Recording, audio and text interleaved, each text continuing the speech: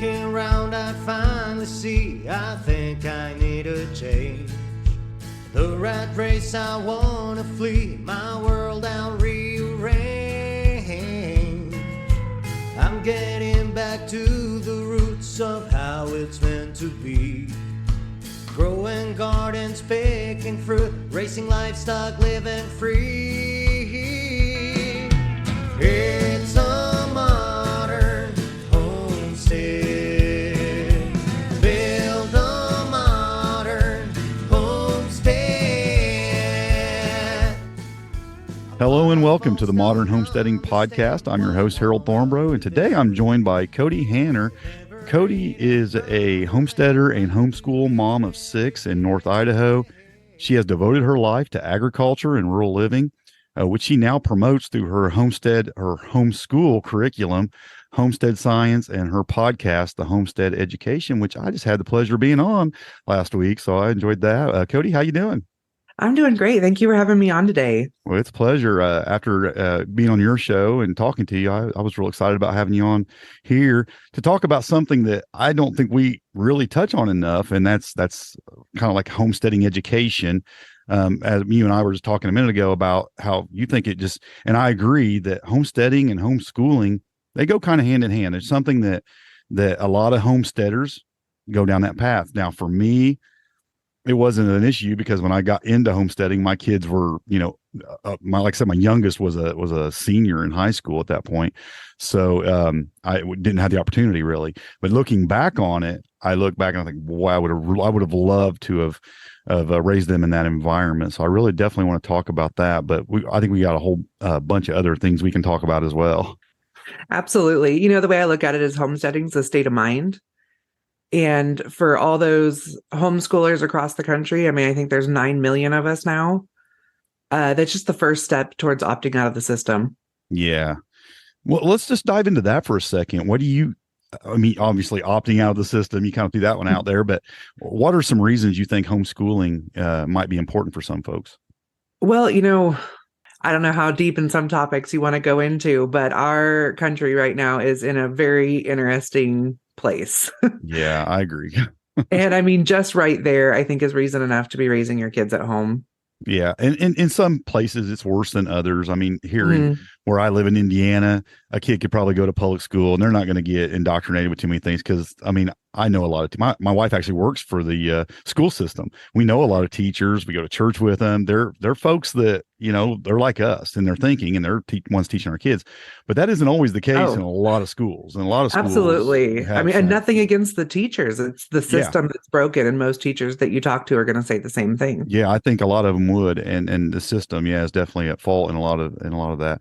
There's getting out of the system, not being indoctrinated on some beliefs that you feel like are maybe contrary to the way you believe, with all things. You could go down religious rabbit hole with this, you can go down a lot of things, but it doesn't even have to go there.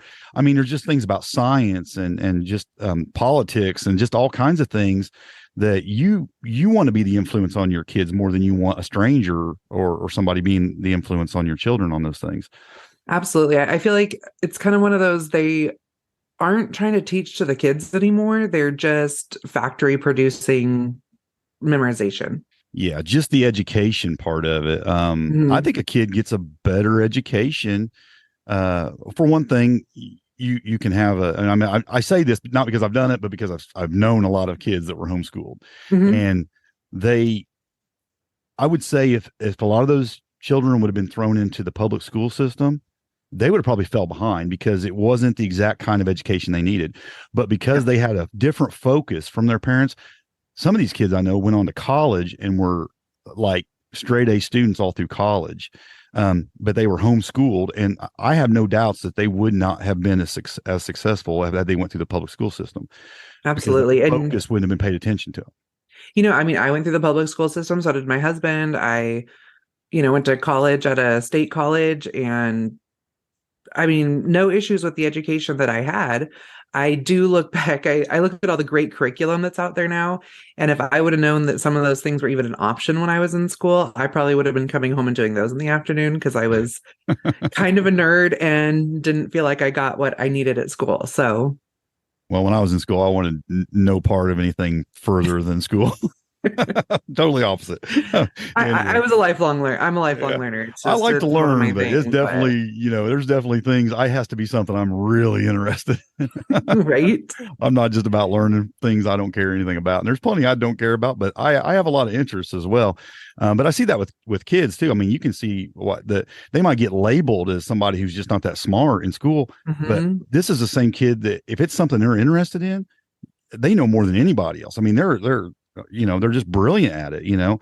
Um, I'm thinking of some examples. I know a kid who could. I mean, he was horrible in school, but at like 13 years old, the kid can entirely tear down an engine and put it back together at 13 years Oh, old. yeah. And I mean, Uh, no 13-year-old can do that, right? But this kid could my do that. 17-year-old is not a school kid. Like, Yeah. absolutely not. I mean, it was a battle. And we started out with our kids in public school, and it Mhm. was a battle there. And when we brought him home, it was a battle at home. And when he was 15, my husband and I just said, like, honestly, our marriage won't last trying to teach this kid. I mean, he is challenging. And so we sat him down and we're like, okay, you need to figure out something else. Like, school is not an option for you. What do you want to do? And he was like, well, while I figure it out, I got offered a job at the neighbor's little factory farm thing. Can I go work there? And yeah, do it. And so he worked full time for a maggot farm, Huh. and he was on the fire department, and he started working as a laborer for an electrician. Mhm. And he's now going to be 18 in a month and is an electrician's apprentice, and Yeah. takes one day off a week to work on his GED so that he can start the apprentice program at our local community college. Yeah. And when he gets past that, he'll probably be making more money than the average college graduate, probably, especially He fresh makes out of college. he Yeah. makes more now than I ever made per hour Yeah. in one of my W-2 jobs. Yeah.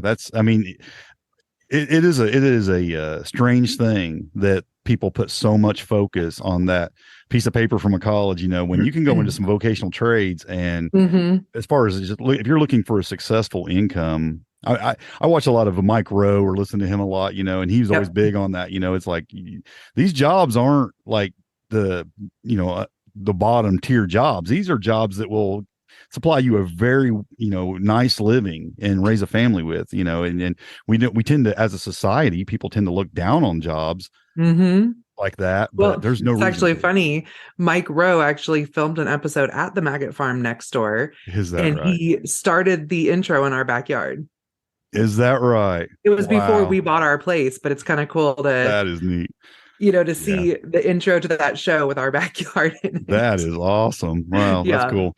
That's really cool.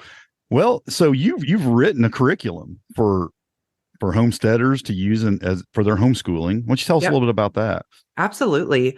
So, as you mentioned before, I was a lifelong agriculturalist. I grew up on a cattle ranch. My dad was a hunting guide. My mom was a taxidermist. I went on to major in ag. I worked in agriculture for several years. And when we made the choice to start educating our kids at home, the first thing I thought is, how cool would it be to base a big chunk of our education on agriculture, or, the small scale farming is kind of where I was at with it, because that's what we had, was a small scale farm. And there was just nothing out there. I mean, just absolutely fell flat. And I was super bummed. And because I was a new homeschool mom, I thought I had to do all the things. I thought I had to teach them all their core curriculums, plus Bible, plus Spanish, and an ag class. And so I was trying to actually create this ag curriculum on top of teaching them all the things I thought I had to teach them, Mhm. which, as a veteran homeschool mom, my first advice is, don't try to do all the things. You don't need to. They're going to figure it out. They're going to learn it when it's right for them. But over the years, as I was putting together this curriculum for my kids, I realized that there was other people out there that wanted it.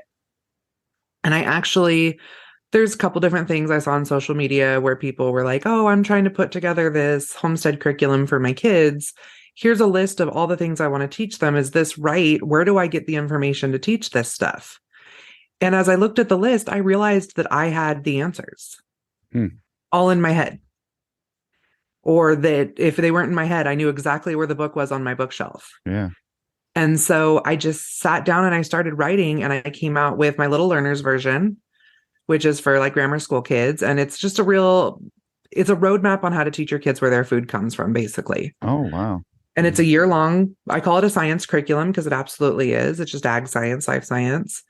And the next thing everybody started asking for is, where's the junior high school one? I want to teach, my older kids this stuff, or I want to learn it myself. Mm-hmm. Probably 25% of my curriculums go to adults who want a roadmap for themselves. Really? Wow. Yeah. And so I released my introduction to homestead science last summer in August. So August of 2022. And I've sold almost 3,000 copies in 4 countries at this point. Wow. It really came out at the right time. I mean, people are excited. Yeah, that's great. Fantastic. Now when you say homestead, it's homestead science. Is that, I mean, that's kind of like the basis of the book. So what kind of things does that cover? So it is 18 units that covers everything from buying land, tractors, troubleshooting small engines. There's covering all the different types of animals. There, companion animals, meat animals, dairy, fiber. There's plant science, soil science, orchard science, forage crops. And then from there, it goes into more the home sciences. So it has home cooking, food preservation, off-grid, herbalism, first aid. And then the last chapter takes everything that you did throughout the whole thing and shows you how to put together a business plan and the accounting for it. Wow. That's awesome. So it also has hunting and fishing and outdoor survival. Yeah, that's great. Now, how does that work? I didn't homeschool my kids. I wasn't homeschooled. I don't know a lot about homeschooling. How does that work when you're bringing a curriculum in for your children? Do you say I would buy your curriculum? Would I have to also supplement that with like 3 or 4 or 5 other kinds of curriculum, and you kind of piece it together? How does that work?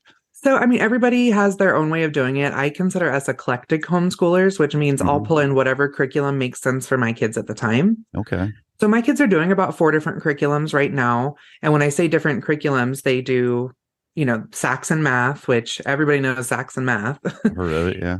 And then they do an English from the Good and the Beautiful, which is a really popular homeschool curriculum because she offers free and low cost stuff. And it's just great. And from science, they do one from Apologia, which is the biggest science curriculum probably out there for homeschoolers. Really? Which my kids also do my homestead science, but my kids both want to go into a science field. So they use my homestead science as an elective, and then they're taking a physical science that is working towards their college prep that they need. Okay. Yeah. I was curious of how that really worked. I wasn't real sure.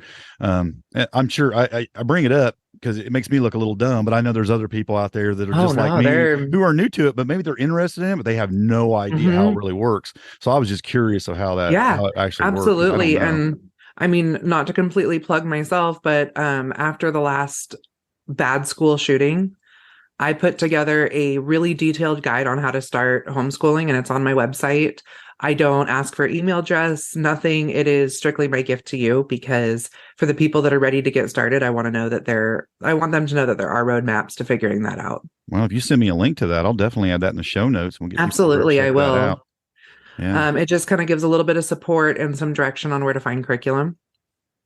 Great. Yeah. So, but yeah, like I said, we're eclectic homeschoolers. There's homeschoolers that buy box sets. They're, sometimes $1,000 a year, but they cover every single topic, and some of them are accredited. So for states that require a little bit more stricter homeschool, that might be the route for them. But I have some of the strictest states using my curriculum. And we call it, we call it 1 unit of science because it has all the labs in it. And the labs they aren't art projects at the end. These are real hands-on. You have a skill and often a product at the end of it. Okay. Yeah. Because I didn't feel like, I mean, the little kid one, it's more art project-y, but there's, I don't know if that's a word, but let's go with it. I'm buying it. Because I feel like little kids, they want more of the art projects, but I set it up in a way that there's reasons for each one and the parents can see that, Yeah. Fantastic. So what ages does your curriculum kind of up to, would you say? Well, I mean, I have preschool, grammar school. I have a And then I had the Introduction to Homestead Science, which is kind of a junior high or high school. It's based for probably about Okay. 8th or ninth grade science. But I would say, I mean, I have ages all the way up to seniors doing it, because if they've never been exposed to that, or Sure. that's Yeah. something that they are interested in, it covers an introduction to almost every type of life science. Okay. Like it's got biology, entomology, microbiology. It seems like it goes so much further than just science. I mean, you got Oh, business stuff in there. I mean, it's like it covers a lot of things that it really beyond just does. It's science. got Yeah. a lot of life skills. It's got Yeah. quality of character throughout the whole thing. I call it a homestead character, because there's a lot that you have to do to be able to have community sufficiency. So That sounds like the kind of I, book I'd want on my bookshelf, even though I well, ain't and worried that's about that. Just so I want said the a lot book. of adults buy it because it's a really great intro to each step that you need to start a homestead. And then I have on my website, for every single unit, there's extra books that I've either read or thoroughly perused that I think bring something to the table. Because whether you're a homesteader or a homeschooler, if you find something you're extra interested in, you want all the information. Sure. But what I found is a lot of the homestead books that are out there, they're great. I'm not discrediting them. But for me, what I want is I want everything in one place, and I want like a roadmap for it. Yeah. And a lot of the books that are out there are either they're really great roadmaps for one topic, or they are kind of stories of someone's homestead and how they got it started, which I think that's kind of how yours is, Yeah. which is a great place to get started as well. I'm like I said, I'm not discrediting any of those, but I know for me, I like that one-stop shop Sure. to get myself going. And then it has more detailed information on my website for each unit. Like I said, it suggests a lot of these other books that I think are really great. And I also went through hundreds of extension office videos to be able to add in the ones that made the most sense to give that next step that I couldn't give through the book, like videos of, Yeah. there's one of them, I think it's the Nebraska or Kansas extension office. I have a video on how to field dress a deer. Yeah. That's something Wow. you just can't put in a book, Right. Yeah. You can, but you won't be the same. Exactly. Yeah. Yeah. And I mean, I do talk through the steps of it, but then I also have a video that you can go watch as well. That's awesome. And then a lot of people might look at it like curriculum, because curriculum books are obviously it's going to be a more expensive book than what you might buy like from a bookstore. But when you consider what's in there, I mean, how many books would it take to cover all that information? How many books would you have to buy to cover all that information? It's probably not as, far off as what a person might think. Absolutely. I mean, it's a 300-page book. Yeah. Yeah. So you're going to get a lot of, like you said, a lot of detailed information, and you have to buy several books to get that. I mean, I just bought Edible Forest Gardens, or I didn't buy it. My daughter got it for me for Christmas here a few months ago, and it's 2-volume set. It's a great set of books, but I mean, it's over $100, and it's just a couple books on basically, forest gardens. It's one topic. So yeah. So, I mean, it's like books are expensive. Good books are expensive. So they really are. And, especially to get the color photos that are really necessary to teach such an intricate topic. I mean, you can't just go to any stock photo site and get pictures that say what need to be said for a farmer homestead. Right. Well, an obvious result of taking children through curriculum like this is, I mean, I believe it's definitely going to give them some awareness and some skills that'll help to develop self-sufficiency. I mean, would you say that that's something that is part of the aim of this curriculum? Oh, absolutely. My hope was really to, there was kind of two things. One is there's all those kids that only want to learn about, cows. They're like, Mom, I don't want to do math. There's no reason for me to ever learn math because I only care about cows. It's applicable though, isn't it? It is. So, this curriculum, they go in and they learn about cows, but they're getting all their sciences. They're getting applied mathematics because, I have how to figure out feed rations and how to figure out cost per pound when you're raising your own steers. So yeah. I don't know if steers is a word either. Man, I'm just rocking it today. Go for it. I love new words. Right. I know my husband always teases me because I like to purposely be funny. And I'm like, look at all the deers. And he's like, yeah, it's deer, honey. I'm like, no, I know. Yeah, I like to just talk the way I talk, and I let the chips fall where they may. Absolutely. I think my husband just wants a reason to, prove that he's smarter than me. because he's not. No, he's definitely not. No, I don't even know him, but I'm just saying, I don't think he is. No, he absolutely, like, it's kind of our joke because he was a tanker in the army. So we Yeah. say he's, he didn't go in for infantry. He went as a tanker because he's 5% smarter than the stupiders. Oh man. Oh It's our well, running joke. yeah, I think it does offer a lot to kids, a lot of things they can learn and apply it to things they are actually interested in. I think Mhm. that's a plus because I think a kid, again, going back to public school, when they just get put through this system, this is what you're going to learn. This is the cookie cutter, Mhm. curriculum. This is everything. This is how we teach it. So many kids fall through that system because and they end up maybe even having a lot of self-doubt and morale issues because they feel like they're dumb because they didn't Mhm. get those things, but they never touched on the things that they were genius at, those things that, Exactly. because I feel like everybody's got something, there's Mhm. something you find something you love and then you're a genius at it. I don't care what your IQ is. Right. It's just amazing how good you can be at it if you love it.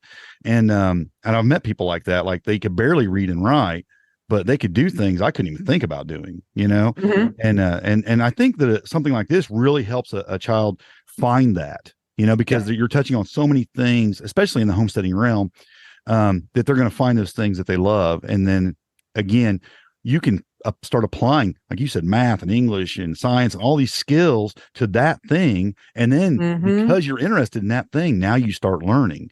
And I Yep. think that's the way to go with it. And you're able to do that as a homeschooler, and they just can't do that in the public schools because Yeah. the two teachers to 30 kids or one teacher to 30 kids, you can't do Uh-huh. it. No, there's no way. And, with something like this, it, like you said, it gives kids an opportunity to dive deeper into the topics that they really want. And, Mhm. we'd kind of touched on what kind of curriculum you need to even teach. I know a lot of people who use this curriculum as their core curriculum. Yeah. Like they don't get a math curriculum. They use this and they expand on it. So I'm actually taking their lead and I'm expanding on certain topics to accompany my book, Yeah. like a applied mathematics unit study that's about at a pre-algebra level. Mm. It's because that's a real pivotal age when those kids kind of go, I'm going from basic math that makes sense to me to math that doesn't make sense anymore. Yeah. And I don't know why I need this. And to Yeah, be able and to make it apply that. right. Make it make sense for why they might need it in the real world. Because I remember taking classes in school and I'm like, why am I learning this? I'm never going to use this. Of course, some of it I found out I did need, but there Right. were things I did learn that's like I've never in my life had to use that. Oh, yeah. So, I mean, there's things like Like that. distributed property or something like that. I'm like, Yeah. no, I never use that. Do you know what I use that? I use that to teach my kids. Yeah, exactly. There's just things they say, you need to know this, but do you really need to know that? Because I've Right. never used it. I'm 50 years What I old. always I've never used it. What I always tell my kids is the things in algebra that don't always make sense for real life, the problem solving and the step following and things Yeah. like that that's what you're really getting out of this. So Yeah. Right. Yeah. So yeah, I think it's great applying those things to the things you love and doing that. Mhm. I think one of the biggest hangups, I know it would be in my family if we were to start over or whatever, is capabilities. What would you say to parents who feel like, well, I mean, I'm no teacher though. How can I homeschool if I'm not a teacher. I don't know how to teach kids. What would you say to a parent like that Oh, likes the idea of it, but thinks they can't do it maybe? right off the bat, just do it. Like, I mean, Yeah. I can that's do it. What you'd say. oh, You you can can do it. Yeah. Absolutely. Especially in this day and age, there's so many supports for homeschoolers. Mm-hmm. And every curriculum pretty much teaches you how to teach it. Okay. Yeah. Especially in the younger ages. I mean, sometimes they even come with a script to be able to teach them. Yeah. And if they're still struggling, I mean, there's YouTube channels and there's online, I don't even remember the name of it anymore. The kids use it sometimes, but there's an online school basically that, you can pay $30 and your kids can take an art class Oh, through really? Zoom. Okay. Mm-hmm. There's all sorts of Yeah. programs This like day and that. age, there's so much out there that if you want it bad enough, there's a way. Yeah. Yeah, or like there's a guy, I don't even know the whole story, but basically they started a YouTube channel. I think it's called Khan Academy. Mm-hmm. They started it was just a YouTube and now it's a full-blown curriculum. Like you can get the printouts and do the curriculum at the same time. There's free online programs. I wish I would have came a little more prepared, No, but that's fine. it's all in my, I'm just when you have conversational things like this, and we don't have preset questions. This is what we end up with sometimes. We can go places, right? we don't have all the answers right away. It's all in my how to start homeschooling guide. Okay, well, if it's in there, yeah, we'll just point people to that for there's sure. a completely free online Christian homeschool site. Mm-hmm. And not, I mean, it's a Christian homeschool site. It offers Bible and stuff, but I mean, even the math and English and stuff, it isn't, it's not real Bible heavy. And everything is, I mean, if you want to buy the printouts, you can get them on Amazon for about $5. I mean, it's nothing, or you can print it out yourself, and it's all day to day by grade, and they completely run off of donations.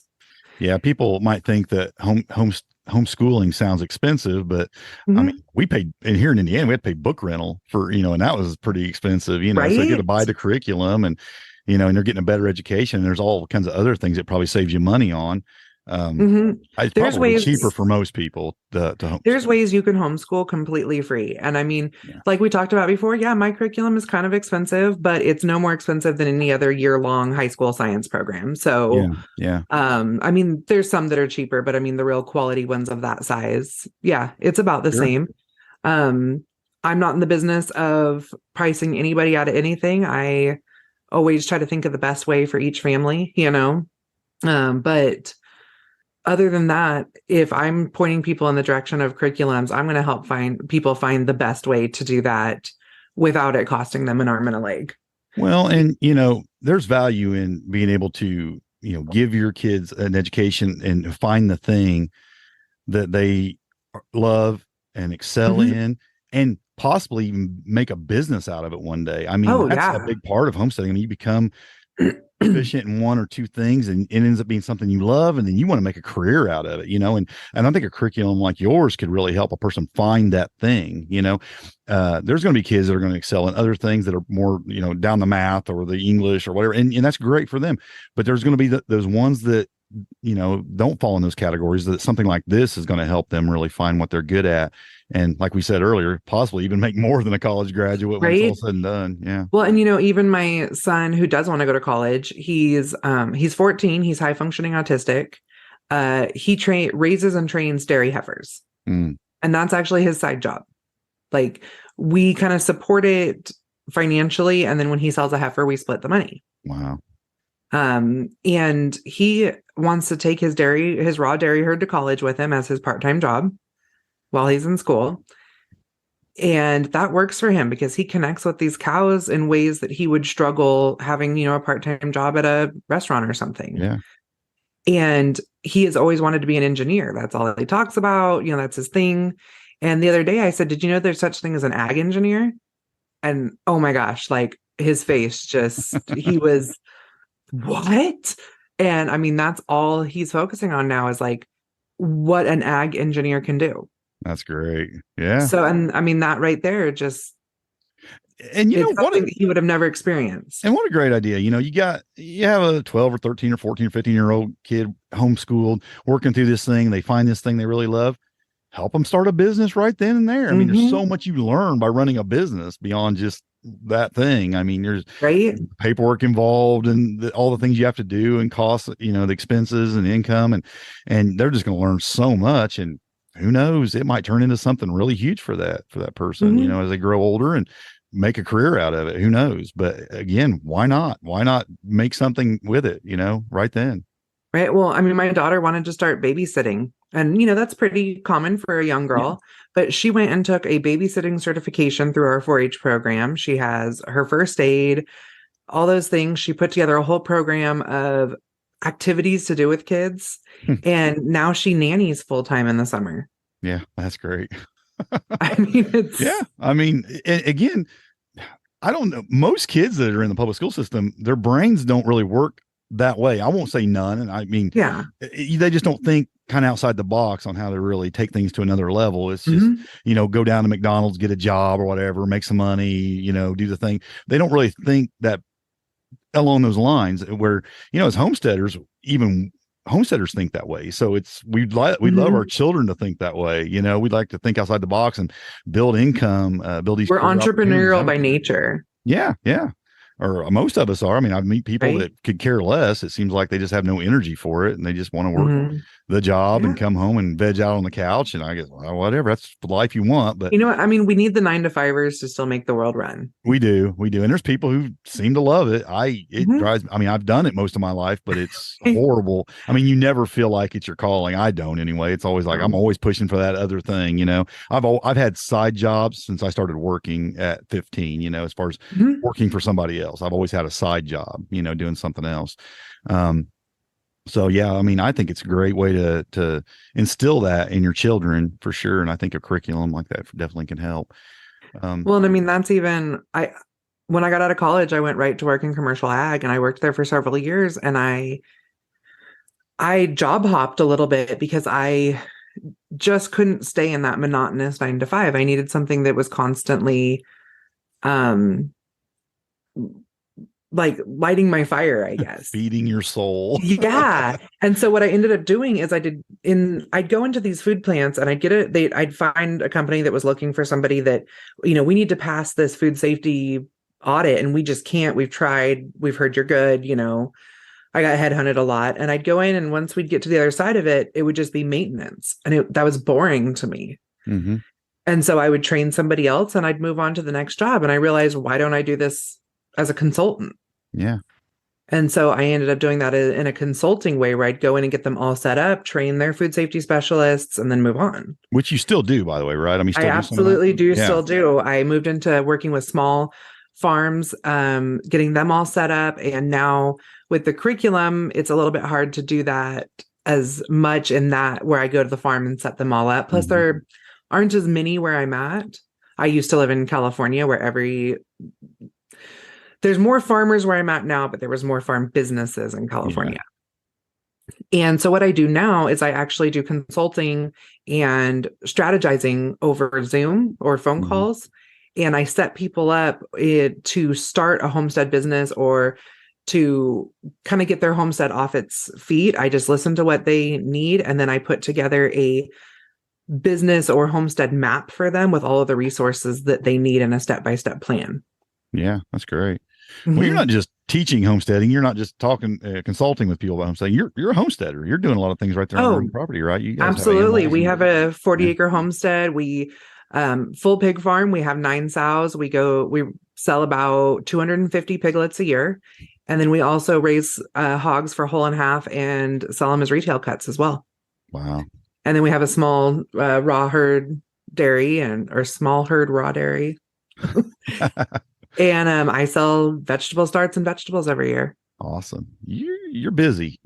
I'm busy, but you know what? I also have 6 kids and a disabled veteran husband who's home. So yeah, I'm the puppet master and then we all kind of work from there.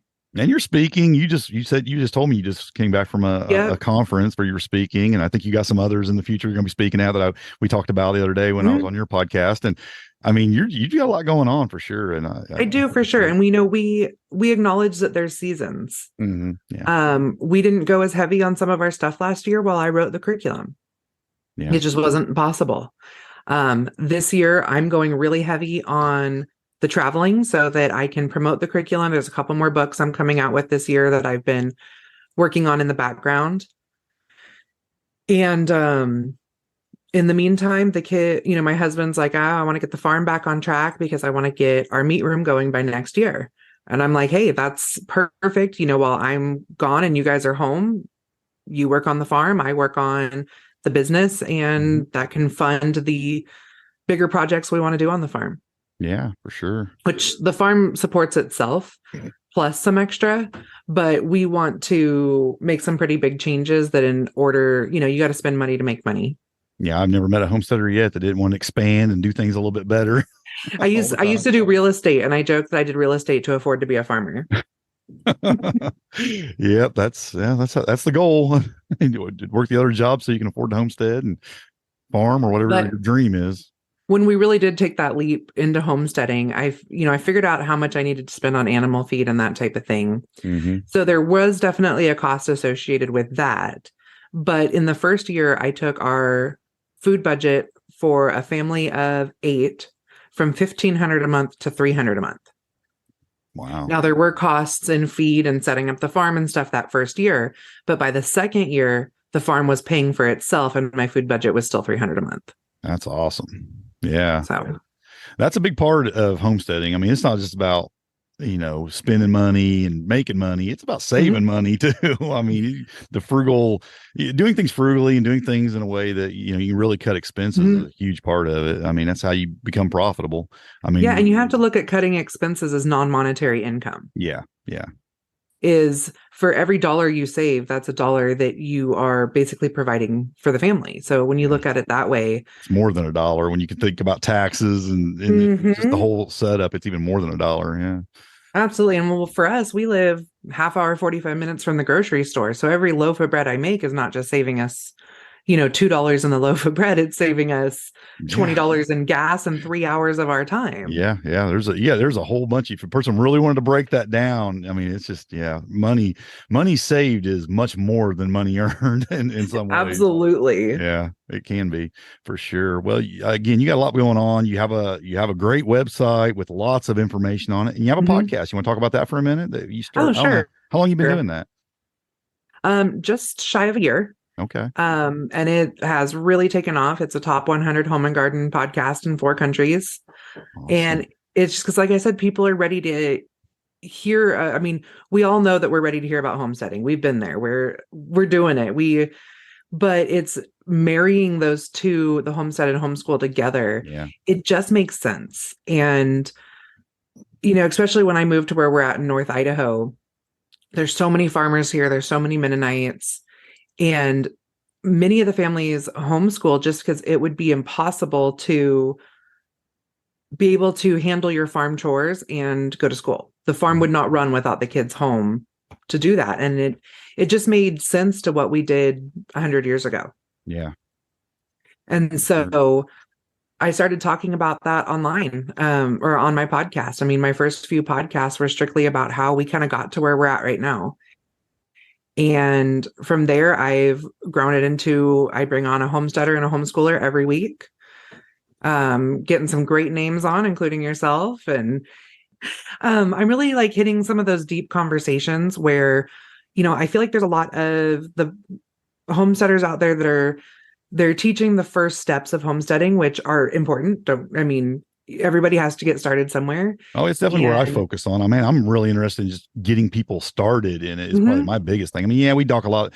There's a lot of things to go into the next level, but I know there's a lot of people that don't know where to start. That's where I kind of focus a lot of my attention. And that's what I do on my website. That's where I have a lot more of the, how to make some money, how to start your seeds, how to just get it going. And then I use the podcast to kind of take that to the next step. Yeah. And it's a lot about finding reliable sources for the information. Homesteading is such a new movement. The modern homestead. Yeah, modern homesteading is such a new movement. There's a lot of really great information out there from all of us podcasters and bloggers and authors. However, YouTubers, a lot of YouTubers, yeah. It can be, a lot of it is for entertainment. I mean, that just is what it is. And even some of the very best, most well-known homesteaders, if they're teaching how to homestead in hoop houses in a northern climate and you live in Florida, you're going to kill your entire garden if you try to do it. It doesn't apply. It absolutely does not apply. Yep. So I do teach a lot on how to find the right information. Yeah. And like I said, it was what people needed to hear right in this time. Well, it's a great podcast. I've been listening to it for a little while now, and it's called the Homestead Education, the same as your website. And yeah, you had some great guests on and just got some great topics. When you can do a solo show or whatever, you have some great topics there, some great conversation with yourself. I absolutely. The other night I did a hour and 15-minute long podcast on how to combat food inflation. Oh yeah. And, I actually very helpful information. Right. And, it was a little bit of why it's happening and a little bit of how to just save money or to when there's just stuff isn't in the stores, what you can do. Yeah. And at first I didn't have a guest that week, and I told my husband, I'm like, man, I'm really trying to do 2 episodes a week, and I just don't feel like going in there and recording anything. And he's like, well, just think of something and go do it. He doesn't really know how it works. And I was actually even a day late. Usually I, have it released Tuesday morning, and this was Tuesday night. And I was like, fine, I'll go in there. And I went in an hour and a half later, I came out, and he's like, wow, that took forever. I was like, yeah, my guest wouldn't shut up. Yeah, I used to do a lot of solo episodes, and it's a different animal anymore. I pretty much always got somebody, either Rachel, my co-host, or I've got a guest anymore. But used to, I did it just by myself all the time, and Right. it's different when you're podcasting by yourself. I mean, you got to keep that conversation going, and yeah, sometimes I can be the longest winded guest I ever have. Absolutely. And then sometimes I come in and I have, like it all written out exactly what I'm going to say, and I get done and it was 20 minutes. And I'm like, well, that's not good enough. Yeah, it goes both ways. I've done that too. It's like you sit down with 5 pages of notes and just burn through them real fast. And I'm like, okay, now what am I going to talk about? Right. Yeah, I've done that. Well, you got a lot going on. Like I said earlier, you got just a ton of stuff going on. And is there anything else you'd like to say or point people to as we start to wrap up here?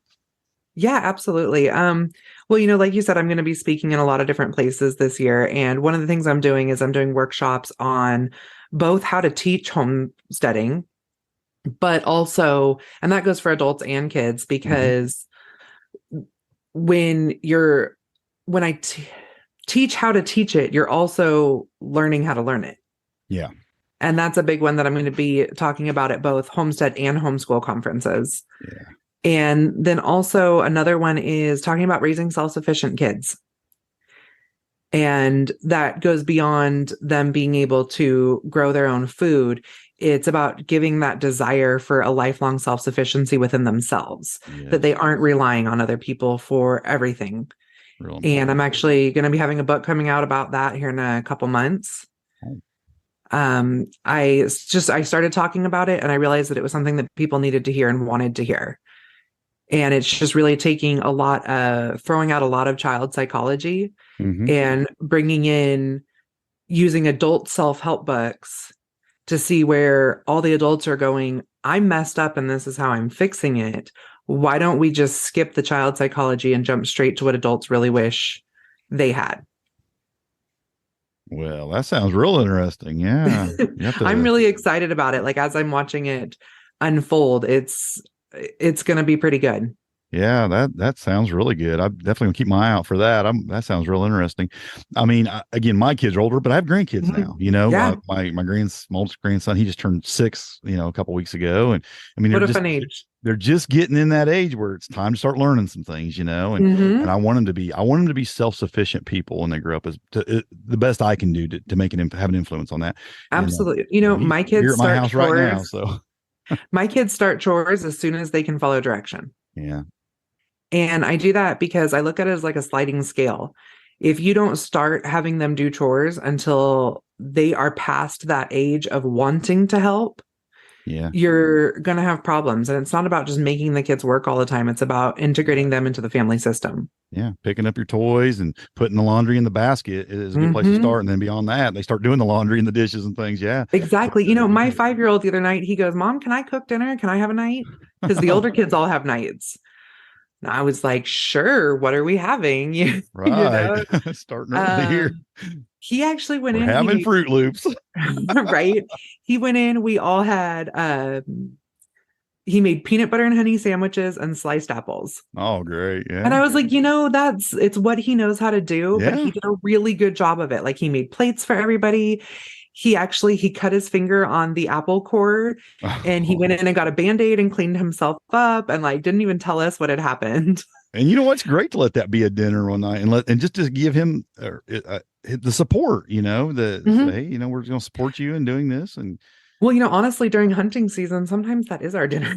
So. Yeah, I get it. There's busy times. Yeah. Me, it's more like springtime when I'm planting and I'm working out in the garden all day and everybody's doing something. And then harvest season when you got the whole kitchen filled up with jars and you're canning, and it's like, you're making the best food possible and you eat a PB&J for dinner, I've been there. Yeah, you do it sometimes because you're just busy, but yeah, that's fantastic. Did you want to name drop any of the conferences you're going to be speaking at? I know one absolutely. I'm going to be at 3 of the 5 great homeschool conferences. So I'm going to be in Missouri, Ohio, and Texas. I'm going to be at Teach Them Diligently in Pigeon Forge, Tennessee. And then for Homestead conferences, I'm going to be a speaker at the Modern Homestead Conference in Coeur d'Alene in June. That's the new one that Melissa K. Norris is putting on. I'm going to be at the Ozarks Homesteading Conference as a vendor and a speaker or workshop of some sort. We haven't worked out all those details yet. I'm going to be there. I'm going to be there. And I'll be a vendor at the Homesteaders of America again this year. That's awesome. And then there's a lot of other small homeschool conferences that I'll be at. So you can always go to my website and they're all listed there. So wow, that's great. Yeah. And I've said it 3 or 4 times now. You are busy, but I am busy, but you know busier what? every minute I talk to you. It's like I couldn't do it without my self-sufficient kids. So yeah, that's great. Yeah, you have a great support system there to help you out, keep things running, keep that homestead going. And it sounds like they're probably pretty self-disciplined on their schoolwork and things like that too, as far as just getting there and doing their own thing. They absolutely are. And they get to experience things that a lot of other kids, don't get to. They travel with me to all these events. Because a lot of times my husband can't go and I need a support person, but then they're getting to sit and listen to congressmen speak about, they went to the Rogue Food Convention and got to listen to, Joel Salatin and Michael Kirkpatrick and John Moody. He's great. How many kids get to sit there and really listen to that in an intimate setting like the Rogue Food Convention is? So yeah, John Moody's been a guest on here, I think 3 times. I think he's been on here more than anybody else, 3 or 4 times. Good guy. Yeah. Well, that's great. Yeah, you got a lot of great information out there for folks to dive into. I would say people who are homeschooling, this would be maybe a good next step for them if they wanted to look into your curriculum. For people who are just interested in getting started with homeschooling, it sounds like you got some great resources there to help them kind of get going. You're going to be everywhere talking, it sounds like, so right, doing some things. So this is my hustle year, but it's a good thing because I want people to know about this, not just from a business sense, but because I believe that our kids need this. Yeah, I think so too. They're the future. It sounds like a cliche thing to say, kids are the future, but they are. How this world, shapes and develops and what happens next is in their hands. And it's in our hands to help them make the right decisions and know what's going on. So, and we have a whole generation of adults and kids that don't have all those life skills. I've met people who didn't know where an egg came from. Absolutely. That's horrible, but I've met people like that, and it's crazy. So yeah, we need to get past that. We need to take our children to another level and get them, better. I want my grandchildren to be wiser than me. I feel like I've made some great choices in my life. I made some bad choices too. I'm not going to build myself up. I want them to be better than me. I want them to be brighter and more wise and make better decisions. And there's things that are going to face that we haven't faced. The stuff with AI and the stuff that's happening, it's going to be a whole new world in a few years. I don't know where all that's going, but you can see it's going somewhere. And I head in the opposite direction at every opportunity I can.